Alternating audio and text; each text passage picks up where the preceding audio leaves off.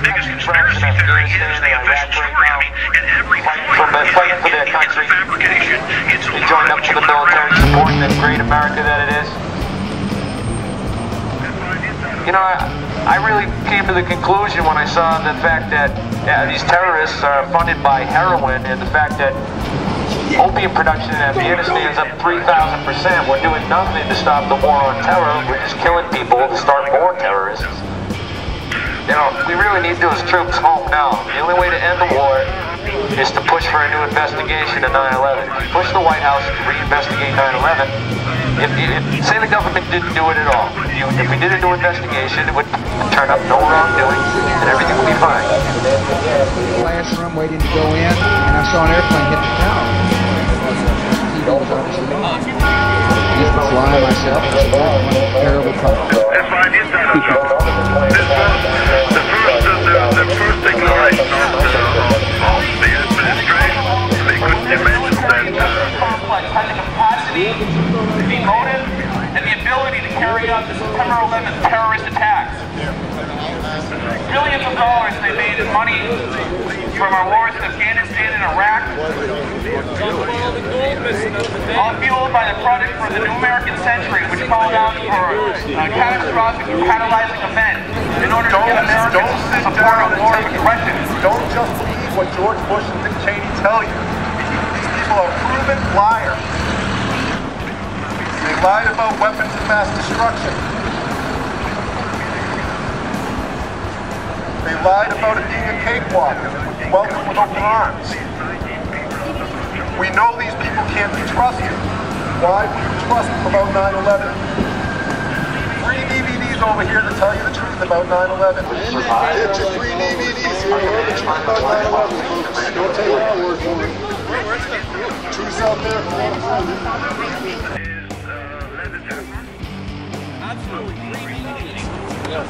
Here we have free DVDs. Come learn the truth. So we're on the Boston Common today, and we're with a 9/11 activist. And why don't you tell us why you're here today? Well, I'm here to help spread the truth about 9/11. What happened on that day was a terrible, terrible tragedy, and I'm afraid it's going to happen again. And now that we've looked at the physics and we've looked at the actual evidence, forensic evidence behind what happened that day, we know for sure that the official story is false. Therefore, we need to start demanding answers. If we don't start getting the word out, it may be too late. We want to beat them to the punch and let the people know that the next time something happens, they shouldn't necessarily be looking over at Osama bin Laden. That maybe the real terrorists are a little closer to home. Right. And what is it that sort of brought you to your awareness on the cover-up surrounding 9/11? Well, I belong to the Anti-War League, and last winter or last fall, we had heard about the Boston Tea Party that was coming up, and we saw it as an opportunity to maybe find some other anti-war people. We thought maybe some 9/11 people would also be anti-war. So I went really just to investigate to find out if we could recruit some new anti-war people. Right. And what ended up happening is they recruited me. So I really haven't been the same since, because I started looking at the evidence for the first time. Right. And once we were introduced to these ideas that there was a cover-up and the truth has been properly told, how long of a process was that for you once you started looking at it to sort of change your opinion on the situation? It took probably, there are all kinds of emotions you go through at first. You don't really want to believe something that terrible could ever happen. So there's actually a little bit of reluctance. I won't call it denial, because if you're shown something that's a fact, you can't really deny it, but it's just kind of reluctance to allow it to seep in or something. It's really hard to describe at first, and I'm sure if you talk to different people you get different answers, but it took about a month before I just kind of went, holy cow, this is huge, and we can't just sit by and let them do it. We can't just, because what if they do it again? Right. Which is, I guess, your motivation for being here today.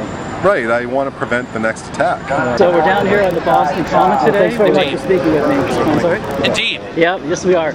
With some 9/11 activists who've come out in the public square to talk about 9/11 being an inside job, it being a cover-up, massive deception on the American people. Yes. So tell me a little bit about yourself and why you're here today.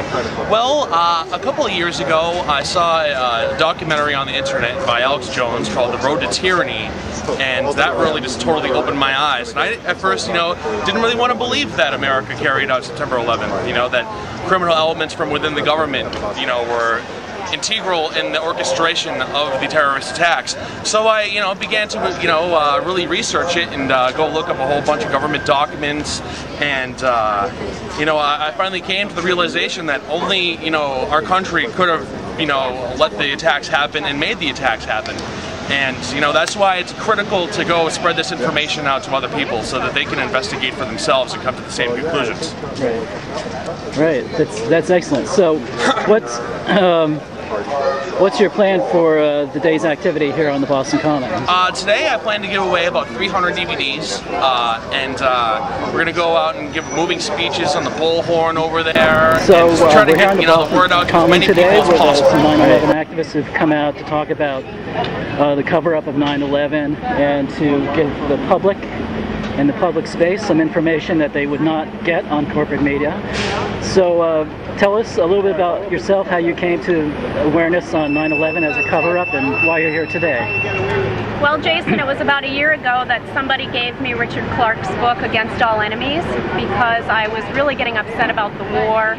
I knew when we went into Iraq in 2003 that it was all based on lies, and I couldn't understand why the average man on the street was buying these stories hook, line, and sinker. So I had been pretty upset about the war for a couple of years and never thought about 9/11, believed the story, was shocked and awed by it, never questioned it.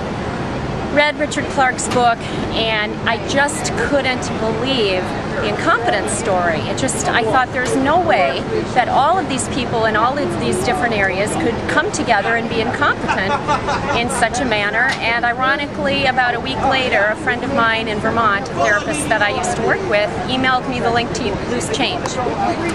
And I watched that, and I don't think I slept the whole next night, and just started researching. I watched Press for Truth. I went out and bought David Ray Griffin's book, New Pearl Harbor. Then I bought Omissions and Distortions along with a copy of the Commission Report.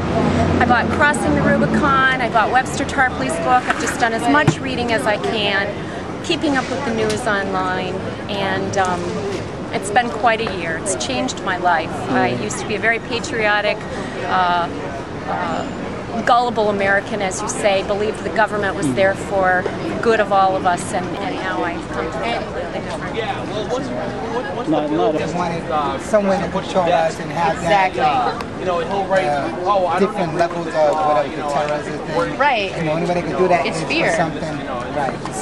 It's fear, because fear makes people angry, right? Like, you fear what you don't understand, and fear makes you angry, and then you're okay with going to war. And seriously, fighting for peace is like fucking for virginity. It just doesn't make any sense.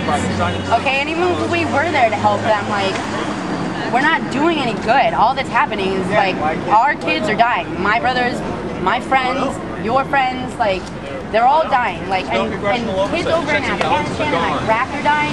We're costing so many lives. 9/11 could not only have been prevented, but it's just ridiculous that anybody believes that. 9 black boxes were destroyed, and one paper passport made it out of this huge fire to make it several blocks from the World Trade Center so that they could find it. That doesn't make any sense. Flash, if the CIA and our government with our intelligence services and all the spies and satellite surveillance equipment we have in this country, we would have found Bin Laden a long time ago. That is a lie put forth by this administration, by Bush and Cheney and Donald Rumsfeld, who lied about WMDs to get us in a war with Iraq. Told us that we could use the oil money for reconstruction purposes. That was a lie too. Why isn't 9/11 a lie? Why couldn't they be lying about that? The government's killed over 3,000 people in the war in Iraq and Afghanistan since 9/11. My friend from high school died in Iraq fighting for his country because they told him he needed to be there. 10 o'clock Eastern Time this morning, just collapsing on itself. The second building that was hit by the plane has just completely collapsed. We have no idea what caused this. We have no idea what caused this.